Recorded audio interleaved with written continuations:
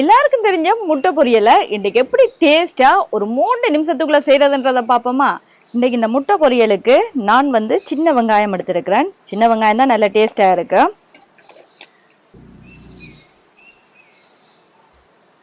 சின்ன வெங்காயம் பெரும்பாலும் எல்லா டைம் இருக்காது.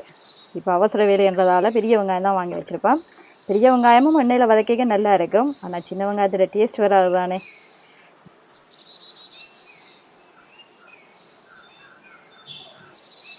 இப்போ நாங்கள் வெங்காயமும் பச்சை மிளகாவும் வெட்டி எடுத்துட்டோம்.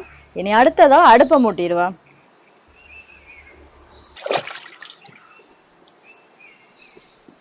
சட்டி பார்த்தீங்கன்னா நல்லா சூடாகிட்டு இப்போ நாங்கள் கொஞ்சமாக எண்ணெய் சேர்த்துக்கொள்ளுவோம். எண்ணெயும் பார்த்தீங்கன்னா நல்லா சூடாகிட்டு இப்போ நாங்கள் வெட்டி வச்சிருக்கிற பச்சை மிளகாவை சேர்த்துக்கொள்ளுவோம்.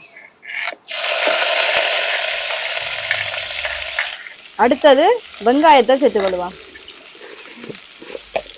வெங்காயம் குயிக்காக வதங்கணுமெண்டா கொஞ்சமாக உப்பு சேர்த்துக்கொள்ளுங்க. இப்போ நல்லா எல்லாத்தையும் கிளறி விடுவோம்.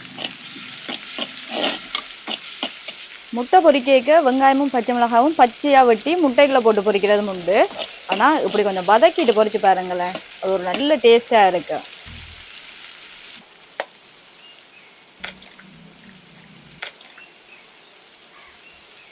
வெங்காயத்தை பாருங்க, ஒரு அளவு தான் வதங்கி இருக்குங்க பாருங்க. வெங்காயம் கடிபடுற அளவுக்கு இருக்கணும். இதுதான் சரியான பதம். இந்த நேரத்தில் நல்ல பழமா ஒரு தக்காளியை சேர்த்துக்கொள்ளுங்க. நல்ல சின்ன சின்ன நான் வெட்டி போடுங்க. தக்காளி பழமா சேர்த்துக்கொள்ளுங்க. இப்போ தக்காளி நல்ல எண்ணெயில வதங்கட்டும். வெங்காயத்தோட தக்காளி பழத்தை சேர்த்து வதக்கினால் வெங்காயம் வதங்குறதுக்கு லேட் ஆகும். முட்டையை நல்லா கரண்டியால மிக்ஸ் பண்ணி விடுங்க.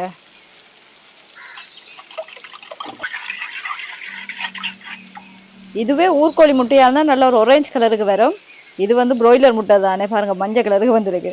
தக்காளி பழம் நல்லா எண்ணெயில மசிஞ்சு வரணும். பாருங்க எப்படி மசிஞ்சு வந்திருக்குண்டு. அடுத்தது மிளகாய் தூள் சேர்த்துக்கொள்ளுங்க. மிளகாத்தூளை போட்டு நல்லா எல்லாம் கிளறி விடுவான்.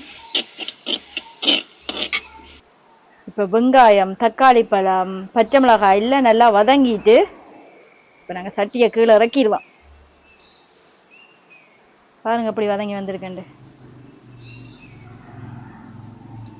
இப்போ வதக்கி எடுத்த வெங்காயத்தை முட்டைக்குள்ள போட்டுருவோம்.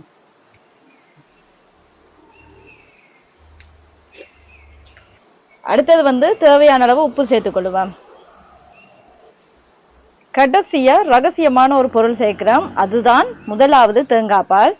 எல்லாத்தையும் சேர்த்து நல்லா மிக்ஸ் பண்ணுவோம்.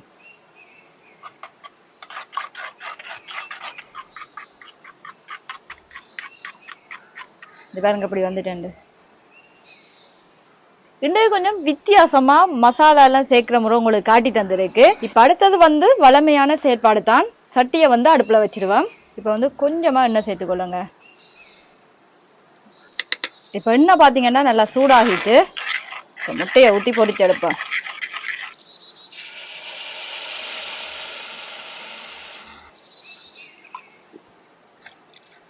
இப்போ மூடி வச்சிடுவோம்.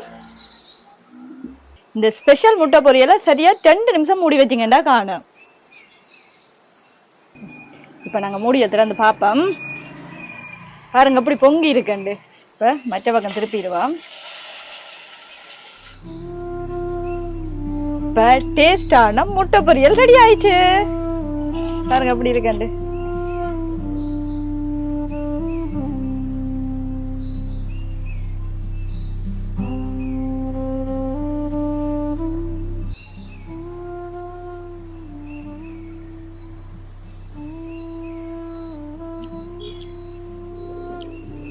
இந்த முட்டை பொரியலை சாப்பிடக்கே எனக்கு யோசனைக்கு வாரது புட்டு இருந்தா அப்படி இருக்கும். அதுவும் வெள்ளமா புட்டும் இந்த முட்டை பொரியலும் அல்டிமேட்டா இருக்கும்.